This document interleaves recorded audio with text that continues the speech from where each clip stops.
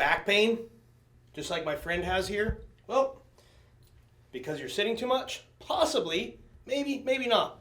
Let's look at one of the common culprits, especially if you're stuck in this seated position for hours a day, maybe even a long car ride before you make it to the gym.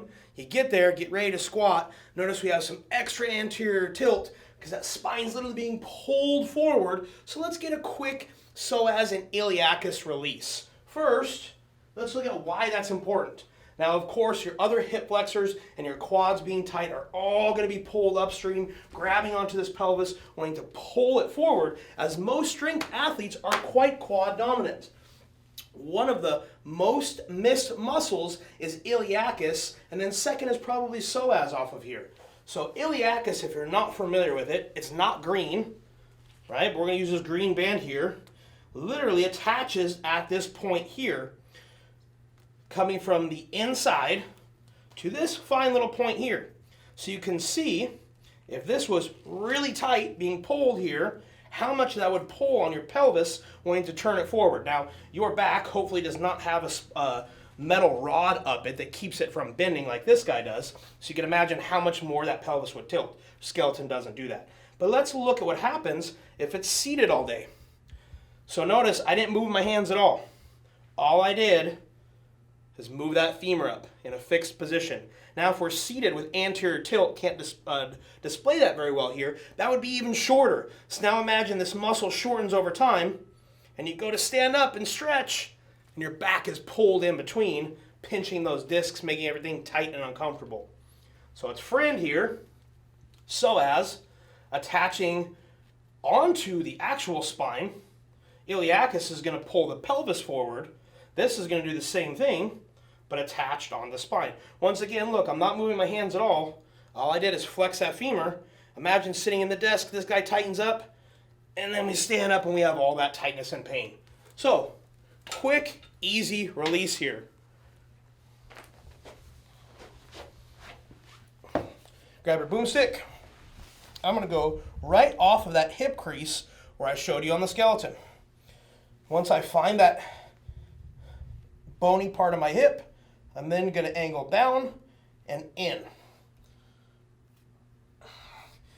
We're going to show two movements. We usually show three, killing two birds with one stone. I'm going to come up and out, in, and straighten that leg. Out, external rotation, up into flexion, internal rotation, straighten that leg into extension. This can be done the other way. Just think of large circles with your hip.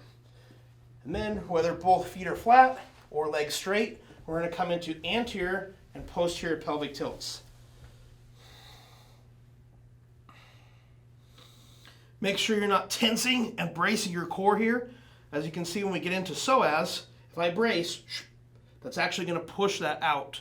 Your body's reaction is probably not going to like it very much. It's going to try to push out to keep those tight and sore muscles protected. So just relax.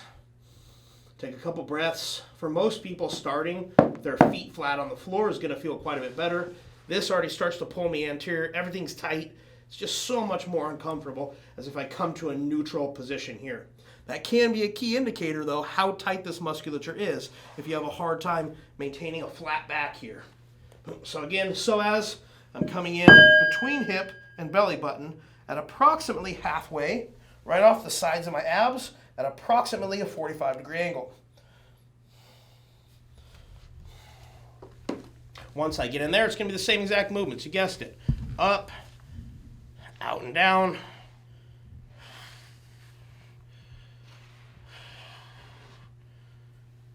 If you're doing this prior to training, probably a level 5 on a pain scale of 10. Definitely no higher than 7. It's going to be really sensitive, so sometimes they're actually pulling weight out. And then once I have those circles, both ways or whichever way I decide to go, put foot back on the floor. Anterior, posterior tilt.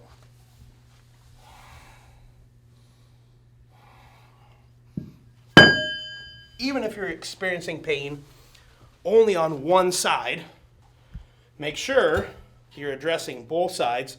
Again, we obviously demoed one here. Take care of both sides. You can check flexion on both sides, check that squat, see if my pelvis isn't more stacked underneath my rib cage, see if it helps. If so, there's your self-assessment. You're on to the right thing. Go fix your squat.